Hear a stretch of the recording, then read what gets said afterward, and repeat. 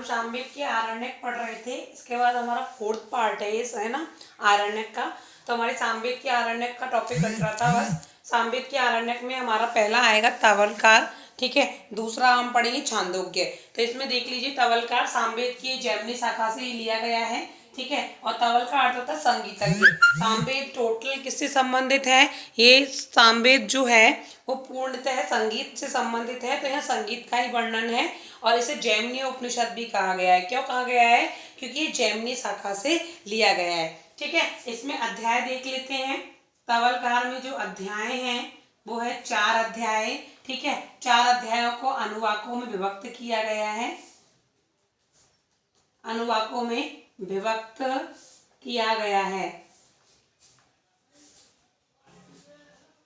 मैं समझती हूँ कि इस तरह से क्लास आपकी चल रही है तो कोई परेशानी वाली बात बिल्कुल भी नहीं है, ठीक है। तो 4 अध्याय के 10 अनुवाकों में तवलकार या केनोपनिषद है।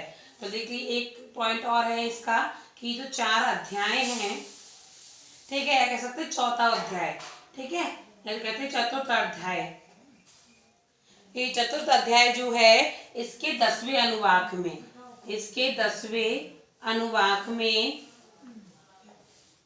क्या दिया हुआ है? तवलकार या केनो उपनिषद, ठीक है। इसको हम केनो आगे पढ़ेंगे, केनो उपनिषद, ठीक है। या इसको कह सकते हैं तवलकार उपनिषद, ठीक है। तो यह तवलकार उपनिषद जैमिनी शाखा से लिया गया है, इसे जैमिनी उपनिषद भी कहते हैं। इसमें 4 अध्याय हैं जो अनुवाकों में विभक्त है। इसके चौथे अध्याय की 10वें अनुवाक में क्या दिया हुआ है? केनो उपनिषद दिया हुआ है, जिसे तवलकार उपनिषद भी कहते हैं। तो ये आपका था सामवेद का पहला आरण्यक, ठीक है। दूसरा आरण्यक पढ़ते हैं, इसका हम छांदोग्य आरण्यक, छांदोग्य आरण्यक, ठीक है। तो छांदोग्य आरण्यक जो है ये ऋग्वेद के तांडव ब्राह्मण से लिया गया है। यह संबंध है, ठीक है। ये आरण्यक जो है वो ऋग्वेद के तांडव ब्राह्मण से संबंध है, ठीक है। तांडव ब्राह्मण से संबंध है, ठीक है। इसमें सामन, उद्गीत आदि पर क्या डाला गया है? विशेष प्रकाश डाला गया है। इसमें सामन, उद्गीत आदि पर विशेष प्रकाश डाला गया है, ठीक है। तो ये हुए आपके दोनों छांदोग्य आरण्यक और तवलकार आरण्यक। ये आपके आरण्यक का टॉपिक जो कंप्लीट है। बस हम आरण्यकों के विषय वस्तु देख लेते हैं। आरण्यकों की विषय वस्तु, ठीक है। आरण्यकों की विषय वस्तु।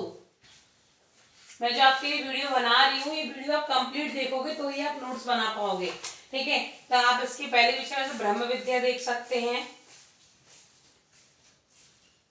ठीक है। तो आरण्यकों के अंदर किसको समाहित किया गया है? ब्रह्म विद्या को, यानी ब्रह्म को ही सब कुछ कह दिया, ब्रह्म को ही कह दिया ब्रह्मोऽस्मि, मैं ब्रह्म हूँ, ठीक है। तो इस प्रकार ब्रह्म का पूर्णतः यहाँ पर क्या किया गया है? वर्णन किया गया है। इसके ब्रह्म के विषय में गहन, ठीक है, ब्रह्म के विषय में गहन चिंतन, विषय में गहन, ठीक है, वह मार्मिक चित्रण प्रस्तुत किया गया है। किसमें? आरण्यकों में मार्मिक चित्रण प्रस्तुत किया गया है, ठीक है। दूसरा हम कह सकते हैं यज्ञ। तो हमने यज्ञों का वर्णन तो हम सभी के अंदर पढ़ेंगे, चाहे वो ब्राह्मण हो, चाहे आरण्यक हो, चाहे उपनिषद, ठीक है। तो यज्ञों का विशेष विवरण, यज्ञों का विशेष विवरण किसमें दिया हुआ है? आरण्यकों में दिया हुआ है। तीसरा हम कह सकते हैं प्राण विद्या। तो प्राण विद्या का मतलब है कि यहाँ आरण्यकों में जो इंद्रियां हैं, इंद्रियों से श्रेष्ठ किसको बताया है? इंद्रियों से श्रेष्ठ प्राणों को बताया है, प्राणों को बतलाया है। और सही बात है, क्योंकि अगर इंद्रियां शरीर में से कोई इंद्रिय अगर नष्ट हो जाती है तो संपूर्ण शरीर का कोई कुछ नहीं बिगड़ता, लेकिन अगर प्राणी नष्ट हो जाते हैं तो संपूर्ण शरीर मिट्टी के समान हो जाता है। ठीक है, इसलिए कह सकते हैं प्राण विद्या का इसमें महत्वपूर्ण स्थान है। चौथा वर्णाश्रम। ठीक है, तो वर्णाश्रम धर्म। ठीक है, यानी वर्णाश्रम को, वर्ण आश्रमों को यहाँ बांटा गया है। ठीक है, तो वानप्रस्थ आश्रम का इसमें महत्वपूर्ण स्थान है। वानप्रस्थ आश्रम का महत्वपूर्ण स्थान।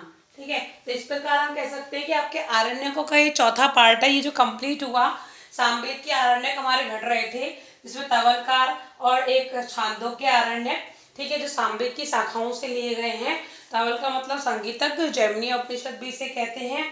ठीक है, छांदोग्य आरण्यक ये जो है ऋग्वेद की तांडव शाखा से इसमें से लिया गया है।